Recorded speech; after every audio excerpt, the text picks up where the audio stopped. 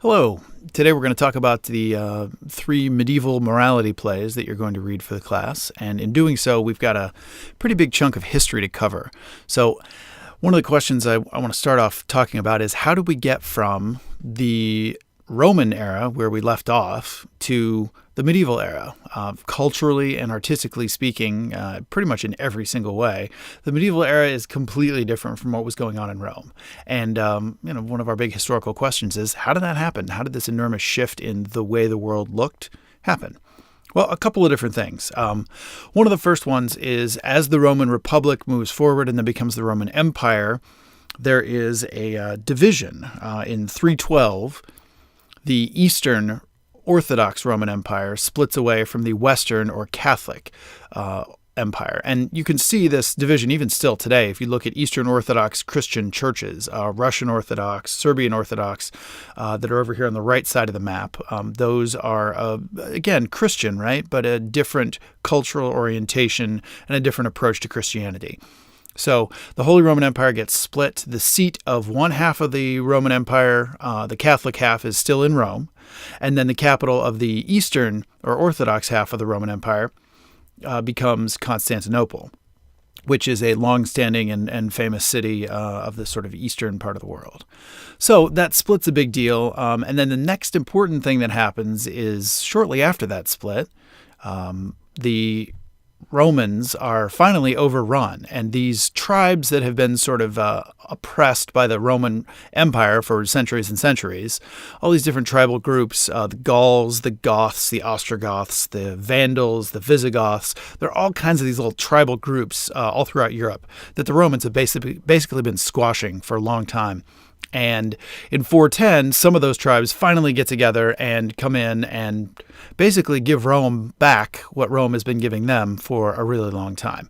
So Rome is invaded and sacked, and a sacking is a really bad thing to happen. It means your city's burned, it means your women are raped, children are killed, men are killed, etc. And so this is a huge shift and a downfall of the giant power that Rome has held for, if you look at the date there, right, almost 1,000 years at this point. And the Holy Roman Empire will continue forward. It's just extremely weakened. And at the same point, at the time that this happens, one of the things that happens is, as Rome and the Roman Empire falls apart, the knowledge of Greece and Rome vanishes from the world.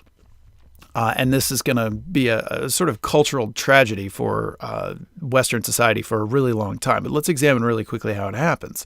So as Romans are sitting there in Rome and watching things kind of fall apart and hearing about the approach of the different tribes, right? We've got Vandals and Ostrogoths and regular Goths. And I'm sorry, that's terrible, but I couldn't pass it up.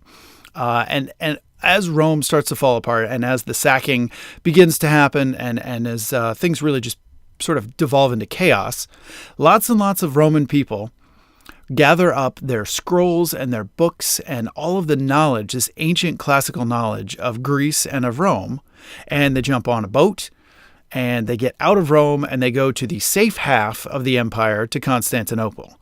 Because while the Western Empire here is seriously falling apart, the Eastern Empire is still very strong, and Constantinople at this point is one of the wealthiest and most stable cities in the world, for now. So everybody jumps off the boat and hangs out in Constantinople, but they take with them all of this ancient knowledge. The other place this ancient knowledge goes is into monasteries.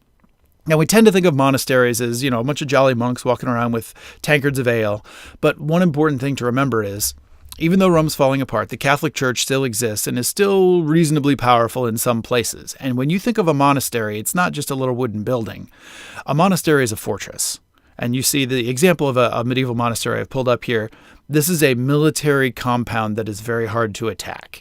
And so this is another place where all this knowledge disappears into and is protected for a long period of time. And the reason that monks are interested in Greek and Roman knowledge is because monks need to learn to write. And one of the ways monks learn to write is by copying over and over and over again ancient scrolls and texts, and also lots and lots of parts of the Bible too. So as Rome falls and the world kind of falls into darkness, knowledge of Greece and Rome is either held in monasteries, where it's not exposed to the common people, or it's off in Constantinople, where nobody in sort of Central Europe is getting any of it. This results in the Dark Ages. And there's sort of a staggeringly long period of time there, 500-ish years, which are generally called the Dark Ages, and it's not a good time to be human on Earth. There's almost no organization. The Catholic Church is there. It's trying to hold things together. There are different little tribes and groups and kings, but there's little government, little organization of any kind. Because all that Greek and Roman stuff has disappeared, there's no art, there's no culture, and there is definitely no theater. Sort of an interesting side note here. As the Dark Ages come about in the early 400s, as we're moving towards this stuff, the Catholic Church starts taking a really strong anti-theater stand. And this is a possible annotation. Why do you think the Catholic Church hates theater right now? That'll change in a little bit, but right now, it is not a good time to be a theatrically oriented person because the Catholics are looking at theater as a sin, what few Catholics there are around. One historian has called the Dark Ages a time when human life was nasty, brutish, and short. And by short, I mean we're talking about an average lifespan of 25 or 30. We're talking about infant mortality rates in the 50%. It's just a miserable, miserable time. And as evidence of that miserable time, we've got 500 years where if we look back historically, nothing happened, no art or culture was created, no significant art or culture. And it was just a lousy, awful time. Eventually, as we move out of the 900s and into the era we'll call the medieval era, some order comes about. Nothing quite as organized and formalized as countries, for example, but we certainly have a little bit more structure, just a little bit more, right? The Catholic Church gains in power, which is a good thing in terms of creating order. And this brings us into the medieval period, which is roughly 900 to 1600. Now, note later when I talk about the Renaissance, I will talk about the Renaissance starting in the mid-1300s. I think I've said this a couple of times at this point, but what we would love for history to be is organized into neat little chunks where something ends and something begins. And that's not really how it is. Historians refer to this as, right up at the top you see 400 to 900s, the Dark Ages. Medieval period starts at 900 and ends at 1600. Nobody brings out a sign in 900 and sticks it in the ground and goes, now begins the medieval period. There is overlapping. There's a lot of gray areas between these different eras, but it's just kind of worth noting that there is a shift from one age to the other. It's a good way to organize and divide time periods. It is not an absolute organization of history. The medieval period is overall significantly better than the Dark Ages. And we'll talk about a couple of different ways in which that happened. But this organization and the development of some level of life that looks a little bit recognizable and is a little bit more reasonable, we're headed in a good direction. But it's a good direction. It still isn't a direction that creates very much good art and culture. There's more art and culture in the Dark Ages, but if you haven't already read these 3 medieval morality plays, these plays are not great. And I want to sort of shift gears now and think about, okay, great. So you are a medieval peasant, and let's examine what it would be like in the medieval era, what your day-to-day life would be, and what your mentality would be. Because the 3 plays you're going to read in this class, the medieval morality plays, are written for these people. And I want to kind of examine what it was like to be this sort of a person. So let's hit a couple major elements of what it means to be a medieval peasant in this era. Here, you have a tiny house in the middle of nowhere. And by the middle of nowhere, I mean you are 4, 5, 7, 12 miles from the nearest town. And your house is really small. And the house I've got pictured here is actually a slightly luxurious version of a medieval peasant's house. This is one of the larger ones.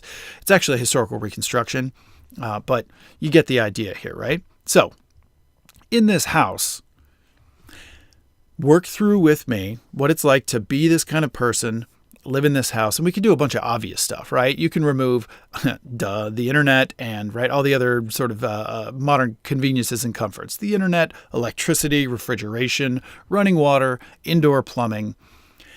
And as you boil all that stuff down, keep boiling it down to the very, very tiny life that you have. So here's your tiny little house. And let's take a look inside of your tiny little house. It's typically one room. There will be an open fire, but not really a chimney, more like a hole in the roof. You want to talk about a quick way to have respiratory issues. live with a fire inside your house all the time. Also, health issues. The animals that you own, if you can afford any, typically it's going to be a cow or two. They live inside this house with you. And basically think about the kinds of stuff that goes on inside this house. Not much. There just isn't much to do. What do you do for a living? You have a job. You farm. Now, you're a serf, so it's not really an optional job. And serfdom essentially means that you are owned by the lord of the manor. And in this case, in this painting here, the lord of the manor has a lot of money. You can see this giant castle. And basically, your job is to farm the lord's land.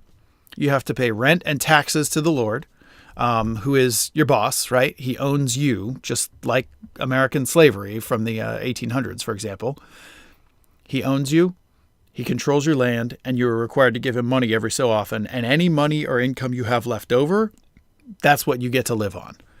And if you don't have enough money to buy food throughout the winter, you and your family are just going to starve to death. And no one's really going to care, and that's just sort of how it's going to go.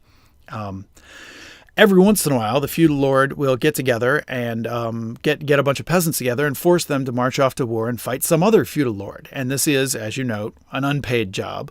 So, A, you're a farmer. Farming does not really develop the intellect. B, you're a soldier.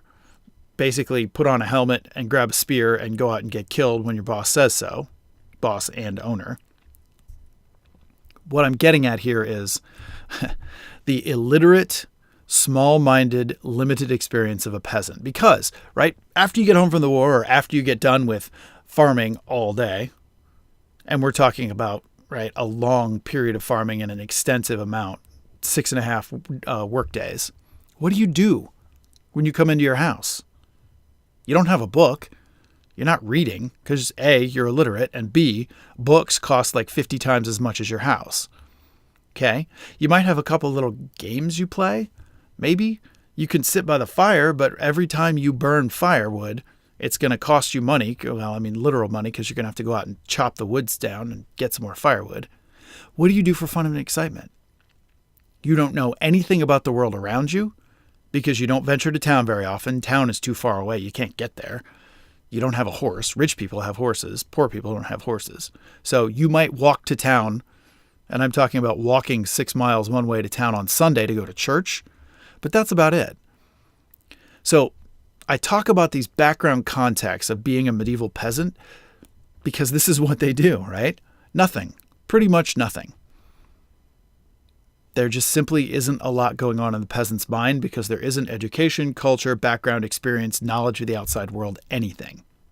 So to sum up these conditions, what we're talking about here is two major cultural contexts. One of them I refer to as localism, and the other one is feudalism. And when I talk about localism, it just means that you, your mentality, your world, and everything about you are trapped in this sort of small-minded, filth-farming, limited world.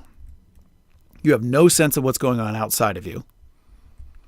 Isolation is key. You got to farm to stay alive, and it's just the dullness of everyday life. There isn't much happening. You're illiterate. You're borderline poverty all the time. And I can't begin to imagine how bored out of their minds these people were because there is nothing to do. So that localistic sense is a big deal. And then working under feudalism means you got to pay rent and taxes and basically worship this godlike person who controls your fate. And you are unquestionably obedient to that person.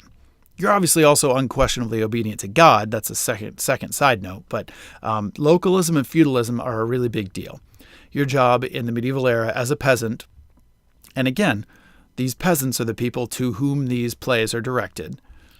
Your job is to shut up, follow the rules, do what you're told, and not ask any questions. And you're not smart enough to ask questions anyway.